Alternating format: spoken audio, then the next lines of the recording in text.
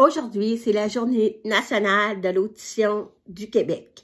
Une journée qui est organisée par Audition Québec. Check, est-ce que ça paraît que j'aime les pandas? Cette année, la campagne est vraiment axée sur les enfants. Et ça me fait rappeler que mes parents ont soupçonné ma surdité vers l'âge de 10 mois environ. Je réagissais pas aux voix des personnes qui n'étaient pas dans mon champ de vision, mais aux sons aussi qui provenaient dans une autre pièce. Puis, c'est à l'âge de 18 mois que mon diagnostic de surdité sévère à profond aux 2 oreilles a été confirmé. Ça me fait penser au dépistage, programme québécois de dépistage à la surdité chez les nouveau-nés qui existe environ depuis 10 ans.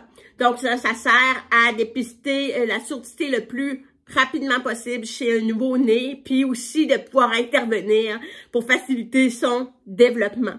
Il y a 10 ans, ce programme-là n'existait pas. Donc, moi, j'ai pas pu y avoir accès. D'ailleurs, je me demande pourquoi, mais ce programme-là n'est pas encore disponible dans tous les hôpitaux au Québec. Puis, il faut savoir que moi, j'ai porté des appareils auditifs jusqu'à environ 8 ans et pour finalement n'en porter un seul à l'oreille droite.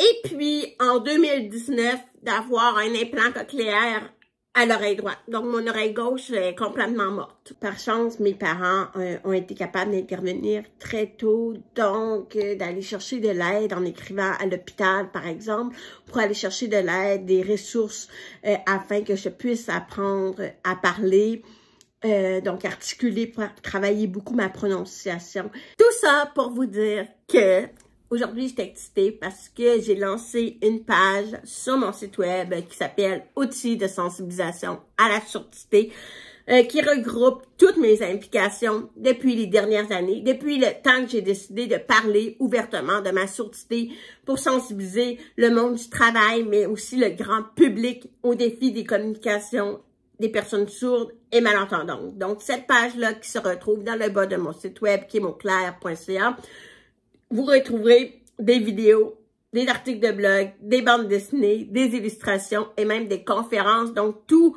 des outils qui sont sympathiques à consulter vont être disponibles à cet endroit-là. Donc, je vous invite à aller voir puis me partager vos commentaires. Bye!